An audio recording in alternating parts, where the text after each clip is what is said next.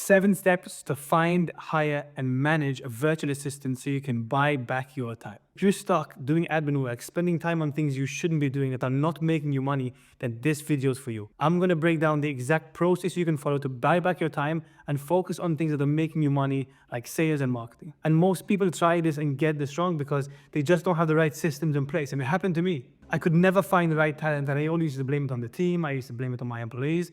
But really and truly, I was the problem until I learned this process that changed everything for me.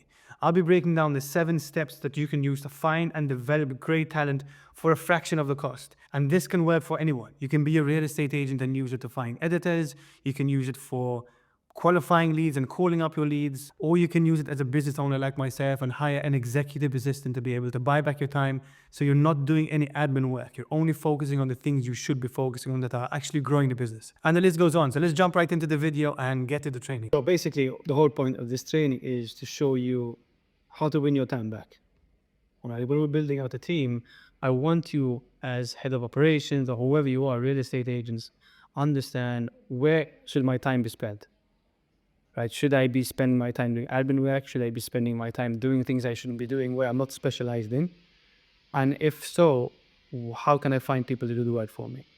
Okay, and I'm going to show you how we can build a team correctly, how we can hire VAs, which are virtual assistants, to be able to assist us in all of these different parts of the business. Not just how to hire them, how to find them, and the process to use, because a lot of people get this wrong because they don't know what process to follow. Okay, so the whole point of this training is to show you from beginning to end how to hire, find, and actually manage these virtual assistants or any team member for that matter in the business. Okay, so first things first is we need to have a clear mission and vision statement for our company. Okay, before hiring, you have to have a clear vision of where we're going. If you're going to hire people to join the team and you're not sure what your goal is, what your mission is, why you're doing it, you're not going to be able to attract the right talent. You're always going to be missing out on the right people, the right clients, and they're not going to really match with your vision and your values. The most important thing about a team and being a leader is that you attract the right clients and you attract the right team members that are aligned with your vision and basically are aligned with your values as well. Super, super important. So if you haven't done this yet, there's going to be a free training underneath this video for you to go through and watch on how you can get clear about what your mission, vision, values are. Because without clarity here, you're going to struggle to find the right fit and you're going to complain that your team members are never performing at the level they should be. And just to give you a high-level view of what this means is that if we want to be able to create leaders in the company, if we want to be able to create a proper team and structure, we need to have a strong foundation. Right? And a strong foundation is company mission and vision, the core values, your recruitment and onboarding process, and data and reporting. If we don't have any of these, if these are missing, and I've done this in the past myself 100 times over, where I've complained that I can't find the right client, the talent, the people who join my team are in good quality, they never do the work right. It was all my problem because I never had the right onboarding structure, I never knew my mission and my vision, and I wasn't really ready to be able to start training them to be able to build leaders and build the correct team. Okay, so this is for another training, but make sure you have your company mission, vision, and values actually created first. Now, step 2 is define the role clearly. We need to outline the roles, responsibilities in detail before hiring. So before we're going to hire, we need to have all the tasks, the functions, the checklists associated with the roles. What is this person going to do? Because if we get someone in and just like, okay, do this task, this is never going to work. We need to understand, okay, what's the problem we're trying to solve? Who is the right person for this job, and what are the specific tasks they're going to do? We need to be super, super detailed here about every single task. Okay, and the way we do this is once we have a task list created, we're going to create a standard operating practice, SOP, for each individual task. Okay, now what this means is for every task we have, okay, let's say, for example, creating a Facebook ad. That's one of the roles of the specific person. What you're going to have is an SOP that explains exactly what that process is, how to create the ad, where to save the ad, what file structure to use, how to post on Facebook. And there needs to be a step-by-step guide on everything. Not just creating the ad, but a step-by-step guide and a video and tutorials on this is a step-by-step structure you're going to use to make sure you can productize your service. Think about a manufacturing lab or a manufacturing plant.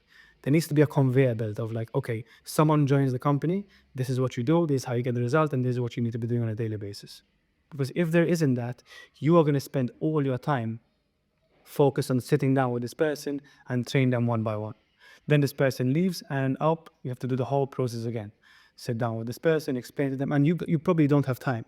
The reason why you're hiring someone is to win back your time. And if you don't have the correct SOPs in place, you are going to be wasting your time doing things you're not going to be having time to do in the first place. So super important first, create a task list, create an SOP. And here's a typical example of what an SOP would look like. Okay, so I have a daily SOP for my team members. Daily check-in call, log into the CRM, go through all the day, all the calls booked, step-by-step guides, and a video showing them what this is. Another SOP would be, for example, a scripts we use. Or another SOP would happen, okay, when you schedule a new appointment, what do you do? And you follow all of these different step-by-step guides. So for every individual task, there needs to be a standard operating practice, a procedure that you follow that's highlighting exactly what your team needs to be doing. Every single part of every single step in as detailed as possible. So as soon as someone joins the team and they say, oh, look, Sam, how do I do this? Watch this video, watch this training. So you're not spending your time sitting down with them, explaining to them, and they feel lost. They have all the information they need from beginning to end. It might take time to do it, but without having this in place, you are never going to be able to build a team correctly because you're going to be wasting your time with them, which is the time you don't have. Okay, if you then need to have to define the job role. I'm going to give you a template for you to follow, for you to define the job role of responsibilities, the type of people you're looking for, and all of the details. Making sense? Yep, cool. So important, do not hire or do not add a job description or a role before you do this, because you're going to waste your time and your money without clarity. We need to be 100% clear about the SOPs, the tasks, and what this person is going to do. If you don't do this, you're going to waste your time and money, and you're going to be complaining that, man, this team member doesn't do it right, or they don't know how to do this, or I'm spending all of my time, it's not working, and I'm blaming the quality of the talent you're trying to attract. And the second most important thing is that you are never going to be able to attract A players, people who are winners on your team, if you're not sure about all of these things. Because winners are going to go to people that they can trust, and winners are going to go to companies that have proper structure and operations that are in a place where they can get the success they want to get. The moment they come to a company and they realize you don't know what you're doing and they're feeling lost, they're going to leave to someone else who's doing it better. So super important that there's clarity there. Now, step number 3, before putting out the job role, you need to have a strong onboarding process that sets your team up for success. What is your onboarding process? Let's say you find the perfect person, right? What's going to happen from day one as soon as he joins? And what's the process that he's going to go through to get indoctrinated into the company? How is he going to learn the role? What's he going to do on day 1, day 2, day 3, day 4, day 5, week 2? What's that process like?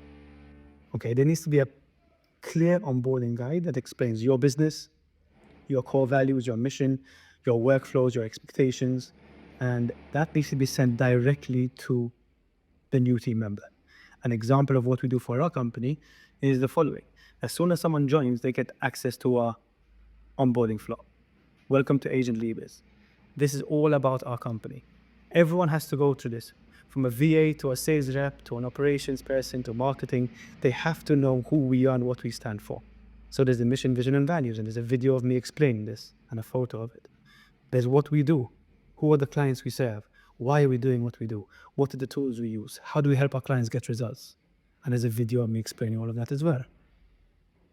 Right? There's a video of the product we have and the CRM we have and the tools we use and the service we provide, helping people and helping all of our team members know what we're doing. Remember, we're heading towards a goal. As a leader, you're guiding people to an end goal. If they're not clear about what that end goal is and what we're doing, they're not going to be feeling like they're part of the team. And you want every single part of the team to be able to work together to be able to get us there. If there's one person who joins the team and you're treating them like, this is a virtual assistant, I don't need to spend time with this person, just do this job. That's when you attract people you don't want to have. We have to sell the mission and the vision and the values of the company to everyone on the team. I don't care who it is, they need to know exactly what we do and who we are. I also have a video on who we serve, the types of clients we attract. What are the problems our clients typically face? How we help solve them problem. Everything from beginning to end. Then there's a video on the tools we use. ClickUp, go high level, ring over, Google Sheets, Pay Funnel, School, Slack. There's a step-by-step guide on all of these. Team handbook, code of conduct, benefits and legal, and then the company structure as well. So that's just giving you an idea of our onboarding process. Now that's just the company onboarding process, right? The second onboarding process would look something like this, which is sales rep onboarding. Week 1, joins all platforms, introduced to Slack, goes through all of these, which I just showed you, understands our current sales funnel, understands the core process, does 3 mock calls with the team. Week 2, he's doing these things. Week 3, they're doing these things. So now, as soon as the lead joins the company, as soon as a team member joins the company, they have the company onboarding and they have the specific role onboarding, which is the sales process onboarding. And inside here, they have the sales hub, daily processes, trackers, daily team calls, everything they need from beginning to end to make sure they feel integrated, they know what they're doing, and they know exactly what the business is. Make them feel integrated and treat them as if they're key members. If it's a virtual assistant or it's a sales rep, they should be given the same attention to make sure they're integrated into the company. Okay, so it's very important you have that all prepared. So as soon as you find the right person, link us into them and they know exactly what they need to be doing and you know how to follow up with them and hold them accountable. You can check in with them. Week 1, did you go through all of these things? Did you do it and then you can start weeding out if your team member you hired is correct or not, if they're going to be good or not. Because if someone's not doing any of the work already, you already have the red flag to say like this person is not even taking it seriously. So they should know exactly what you do, how you do it, and what you expect from them with regards to their KPIs and their process they should be hitting. So yeah, step number 4 is then once they're employed and they're in the company, how can you manage and train them effectively? Consistency is a key to VA management or sales processes. So we need to be able to make sure we have weekly training calls, weekly check-in calls, daily check-in calls, and 1 to 5 short videos detailing the daily process they should be doing. Okay, so on a weekly basis, what I do, for example, with my sales team, and the sales managers will be able to do, is we have daily team calls. And every single day, Monday, Tuesday, Wednesday, Thursday, Friday, we have a half an hour call every morning where we do role play on Tuesdays, strategy call on Wednesdays, then we do a sales call review on Thursdays, and a weekly wrap up on Fridays, right? And the reason we structure it like this is that if you're not training your team, you are going to get left behind. They're going to stay the same. They're going to feel like they're not progressing. So the most important thing is that every single call you see, every single meeting we have is structured in a way where we're going through all of the details. Weekly wrap-ups, strategy training, role plays, and I have an SOP for every single thing we do. Why? Because now once I have a sales manager, I don't have to be doing this one by one every single time. They know exactly what they should do because everything's been documented in the correct place. So best practices would be VAs need to be that virtual assistants are going to improve over time. No one's going to join the team and just boom, get results straight away. It's going to take time, it's going to take training, and you as the leader is going to be responsible for their training. So you need to make sure, okay, what are the skills this person needs to learn? What are the approaches they need to learn? And how we're going to help them get there, right? So for virtual assistants, the training every day would be a daily check-in, for example, how to use the CRM properly, or how to speak to clients properly, communication skills, role-playing of how we'll do an onboarding call, reviewing their onboarding calls, just to make sure you're giving this the level of training and coaching to your team as much as you can. So yeah, then obviously invite them to the CRMs and all of the business they need. Give them the daily reports for the first month. So you're going to basically ask for a daily report for the virtual assistants, at least for the first month.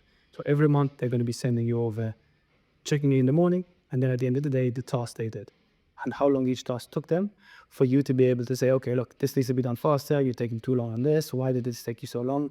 And not from a place of micromanaging. When we're communicating with our team, it needs to come a place from, listen, why did this take you so long? Like, what was the problem here? How can I support you? Especially in the first few months. So it's very important for you to know how long each task should typically take. So then you can actually refer back to say, listen, what's happening here? Show me your process. How can I help you? How can I support you to make sure you have all the support you need?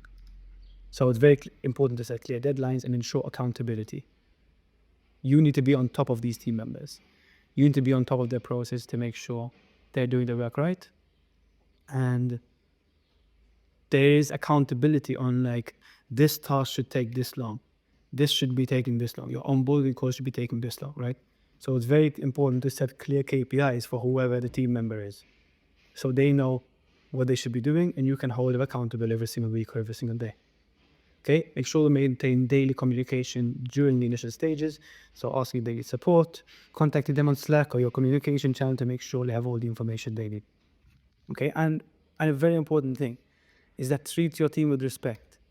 They are employees. They're not just virtual assistants who are just working from another country. You can talk to them how you want and treat it. That's where I see most people get this wrong. Like, you need to be able to integrate this person. This is a team member of yours, and you need to treat them as if they are in your office with you. Because most people get this wrong. It's like, oh, I'll just hire another vendor. That's why you're not successful. That's why you are not going to be able to attract the right clients and the right team members to join your team. Your business is a reflection of you. And if you're going to be treating people badly, expect to be treated badly backwards from your clients, from your leads, or whatever aspect you are in your life. Okay, so that comes from the part of managing and training. And step number 5 is then finding the right virtual assistants, finding the team. Right, where are we going to find these people? Now, there's 3 different types of places we could look. Upwork is a place where we can use to find high quality and long-term team members, typically higher priced. However, they're going to get better results because we can actually see their roles, see what they've done before, and find specialists in the field. Now, there's a video step-by-step training here that shows you how to actually use Fiverr Upworks to find them. So basically, the way it works with Upworks is that you are going to get access to your own channel, and you can submit job roles. And the way it works is that people will propose to actually work for you and work with you. Okay, so for example, if I go on my job posts, I can click on this one, for example, and I can see the job post here, and I can see all of the people who applied to be in the role. And every single person is going to have the hourly rate, how many jobs they've done, how much money they've made, and actual reviews and portfolios on this specific person. Once that's done, you can push them into a call, you can message them, and then you can hire someone at the end of the day. Okay, and that all happens through this messenger chat channel here. So that's how you can use Upwork. The second one is Fiverr. Fiverr is good for specific tasks. So let's say social media pixel. I don't know how to install it on my website. You can type in whatever you want. Video editors, YouTube, video editor. And the same thing here. We need to make sure we're contacting as many people as possible that are aligned with what we're looking for, and then interviewing them to make sure they're right for the job. Upworks works more with interviews. Fiverr is more of like a conversation chat. You see all their work and then take it from there. So Fiverr is more quick ones. Upworks are more long-term type of roles. And then Facebook groups. If you go on Facebook and type in, for example, Go High Level Virtual Assistants or Operational Virtual Assistants or social media integration, whatever it may be, you'll find groups on Facebook and can post your job role inside there. Okay, so those are the 3 main ones. Very important that the virtual assistants we find are specialized in the things we want to solve. So if you're looking for a social media manager, make sure you clearly define it in the role and you can see the experience that they had as well. Okay, then once the interviews are the VAs are found and the job role is out, we then have to conduct interviews. Now, hiring the right virtual assistant or team member is going to take time and multiple interviews. You're not going to just find one person, okay, it's hired. It's going to take time. And we need to make sure they're integrated properly, they have the right values, they believe in the right systems, and they're aligned with who we are as a company as well. So it's very, very important to record each interview and track candidates using this tracking sheet I'll send over here. So you can know these are the 10 interviews I had, this is the recordings, these are the positives and the negatives. So at the end of the day, when you're coming to the CEO, you can report, look, these are the ones we've interviewed, this is what I think about each one. And you can then make a decision based on that. Okay, quick key questions to ask are all listed over here. How is your English? Do you have related experience? This is a must. Do you understand our business model? Are you willing to work a certain amount of hours a day? Is that your reliable internet? Basic questions we need to ask to make sure the fundamentals are there. Once you've asked those questions, you can then explain the role, responsibilities, and growth opportunities in the company. And break down all of the information about us that they need to hear, and answer any questions they have. Once the first interview is done, let them know we're interviewing other candidates and tell them we'll get back to you by this date with an answer and moving forward from there. Okay, and then the seventh step is second interviews and contracts. Once we've selected the candidate, we schedule a second interview.